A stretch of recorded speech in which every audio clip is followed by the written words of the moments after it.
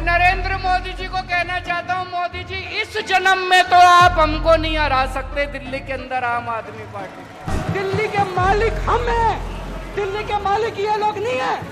दिल्ली का मालिक होने का घमंड था उनका, सत्य से सामना हो भी गया। कह रहा था मैं मकान कुछ नहीं बनाऊंगा, आले अभी 55 से 56 करोड़ के घर में रह रहा है वो मकान। शीश महल है। दोस्तों ये एक बच्चे की जुबान है जो बता रहा है केजरीवाल सच में बेईमान है।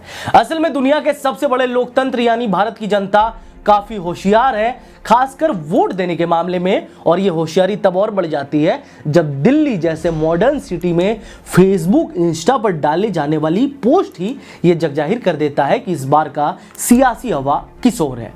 दरअसल जिस केजरीवाल को दिल्ली की जनता ने पसंद ना करते हुए उनकी बेईमानी पर मुहर लगाई है, उसके पीछे कई वजह हैं जो कि हमारी ग्राउंड रिपोर्ट में निकलकर सामने आई थी। हमने ग्राउंड पर जाके जानने की कोशिश की कि इस बार की हवा किस ओर है, तो हमारे पास जो जो चीजें निकल कर आई थी उसको हमने सम अप किया और आपके सामने लाने की कोशिश की है। पहली वजह जो निकल कर आई थी वो है खूब बांटो शराब। स्क्रीन पर आपको दिख रही होगी शराब की बोतलें। हाँ, दिल्ली में एक समय ये एक पर एक फ्री मिल रहा था, लेकिन इसकी पूरी कहानी हम आपको बताते हैं।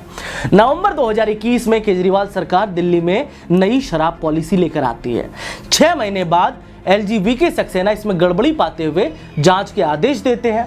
अगस्त 2022 में CBI के द्वारा करप्शन और ED के द्वारा मनी लॉन्ड्रिंग केस दर्ज किया जाता है। अंततः केजरीवाल को गिरफ्तार किया जाता है। 177 दिन केजरीवाल साहब जेल में रहते हैं और भाजपा के बेईमान के सुर तेज हो जाते हैं। क्योंकि आप सुप्रीमो खुद को ईमानदार बताते हैं, लेकिन भाजपा वाले इन्हें कट्टर बेईमान करना शुरू कर देते हैं।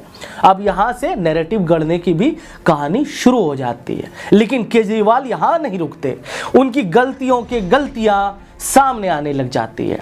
अब वजह नंबर 2 जो मैं आपको बताने जा रहा हूं वो ग्राउंड पर सबसे ज्यादा चर्चा का विषय था, क्योंकि ये जुड़ा था शीश महल से। वजह नंबर 2, शीश महल।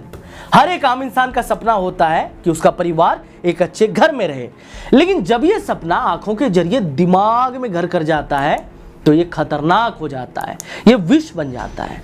और यही विष केजरीवाल जी के लिए बन गया। ऐसे ही बार बार सपने केजरीवाल साहब को दिल्ली के एक PWD भवन को देख कर आने लगे थे, जिसे उन्होंने कथित तौर पर शीश महल बनाने की कोशिश की। दरअसल देश की राजधानी दिल्ली मुख्यमंत्री निवास के मामले में काफी खुशमिजाज है। अब तक यहां आधिकारिक रूप से CM आवास का कोई स्थायी पता नहीं है, जैसे दूसरे राज्यों में होता है। जैसे CM हाउस होता है ना, वैसे हर राज्य में CM हाउस होता है, लेकिन दिल्ली में कोई CM हाउस नहीं है। यहाँ के जो मुख्यमंत्री होते हैं उन्हें भरपूर छूट होती है कि वो दिल्ली में जहां चाहें वहां अपना आशियाना बना सकते हैं। और इसी खुशमिजाजी नियम के तहत अरविंद केजरीवाल दूसरी बार मुख्यमंत्री बनने के बाद अपना ठिकाना सिविल लाइंस के फ्लैट स्टॉप रोड की एक ऐसी बिल्डिंग में बनाते हैं जिसकी नींव रखने का काम किया था दिल्ली के PWD विभाग ने। PWD विभाग के ये भवन अभी तक दिल्ली के किसी CM की पसंद नहीं थी। हालांकि इसकी किस्मत 2015 में चमकी जब अरविंद केजरीवाल ने बतौर मुख्यमंत्री इसे अपना आशियाना चुना और फिर शुरू हुआ कथित तौर पर इसे शीश महल बनाने का खेल। इंडियन एक्सप्रेस की एक रिपोर्ट की माने तो 2015 से 2022 के अंत तक CM आवास को सुंदर बनाने में 33 करोड़ 66 लाख रुपए खर्च किए गए, जिसमें 96 लाख रुपए का पर्दा लगाया गया। बस यहीं से ये जो आम आदमी की स्क्रिप्ट लोगों के दिमाग में, दिल्ली वासियों के दिमाग में बैठाई गई थी ना कि हम आम जिंदगी जिएंगे, हम मुख्यमंत्री बन भी जाएंगे तो आम आजीविका हमारी हो जाएगी, जैसे आम लोग होते हैं, सब टूट कर गिर गया। कहानी यहीं से बननी शुरू हो जाती है। इंडियन एक्सप्रेस के द्वारा इस रिपोर्ट को कैग का हवाला से छापा गया। हालांकि चुनाव के दौरान भाजपा इस खर्च को करीब 45 करोड़ बताई और जनता के समक्ष इस मुद्दे को रखने में कामयाब भी हुई। इसका प्रमाण इस बार के चुनाव में बीजेपी को मिली जीत और पीएम मोदी के उन भाषणों से मिल जाता है जिसमें वे बार बार शीश महल का जिक्र किए थे और ये बताया कि जो नेता खुद को हवाई चप्पल पहनने वाला आम इंसान बताता था वो बेईमान है, क्योंकि उसने अपने लिए 45 करोड़ का शीश महल बनवाया। अब आते हैं अंतिम वजह नंबर 3 पर, और ये वजह है सबसे बड़ी वजह, क्योंकि ये वजह है एक आम आदमी के धनवान बनने की, एक वैगनर वाले की BMW गाड़ी में चलने की, जो ये कहता था कि मैं कोई सिक्योरिटी नहीं लूंगा, उसके पीछे चलने लगा सिक्योरिटी का काफिला और ये बन गए धनवान केजरीवाल।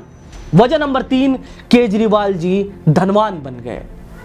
दरअसल चुनाव के दौरान बीजेपी ने केजरीवाल की संपत्ति में बढ़ोतरी का मुद्दा उठाया। बीजेपी अध्यक्ष वीरेंद्र सचदेवा ने प्रेस कॉन्फ्रेंस में कहा था केजरीवाल ने 2020-21 में अपनी आय 45 लाख रुपए घोषित की थी, जो 2019-20 की आय से 40 गुना ज्यादा है।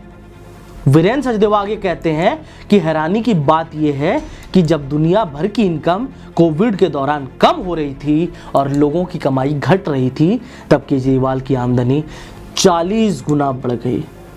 तो ये उस शख्स की बेईमानी से जुड़ी कुछ बातें हैं जिसकी नेतागिरी में पैदाइश एक ईमानदार नेता के रूप में हुई थी। हालांकि ये नेताजी धीरे धीरे शायद इतने बेईमान होते गए जिससे इनकी छवि जनता के बीच धूमिल होती गई और नतीजा आज सबके सामने है।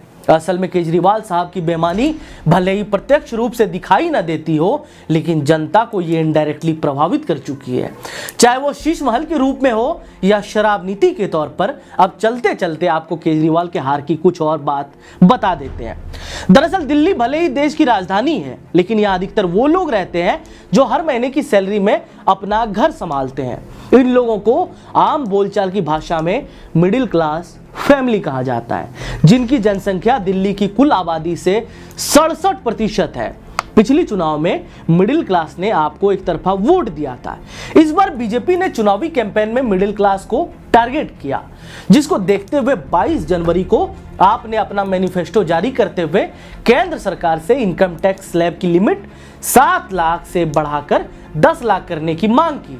हालांकि दिल्ली चुनाव से 3 दिन पहले केंद्र सरकार बजट पेश करती है, जिसमें 12 लाख की सालाना सैलरी को टैक्स फ्री किया जाता है, यानी जिसकी डिमांड अरविंद केजरीवाल जनता के सामने केंद्र सरकार से कर रहे थे, उसे मोदी सरकार पूरा कर देती है और ये बात सीधे सीधे लोगों तक पहुंच जाती है, क्योंकि बीजेपी के द्वारा इसे चुनावी कैंपेन में शामिल किया जाता है। यहां तक कि प्रधानमंत्री मोदी चुनाव प्रचार के दौरान अपने भाषणों में इसे शामिल करते हैं और आरके पुरम की एक रैली में कहते हैं कि 12 लाख की सालाना सैलरी वालों को भारत में पहली बार टैक्स फ्री किया गया है। यदि आप नेहरू जी की सरकार में इतने पैसे कमाते तो आपकी तनख्वाह का 1/4 हिस्सा सरकार ले लेती। आपको बता दें कि दिल्ली में करीब 3 करोड़ 38 लाख लोग रहते हैं, जिसमें से 40 लाख टैक्स पेयर्स हैं, और ये बात इन्हीं टैक्स पेयर के पास जा पहुंची और नतीजा केजरीवाल मोदी के सामने हार गए। अंत में आपको प्रधानमंत्री मोदी की एक और स्टेटमेंट सुना देते हैं।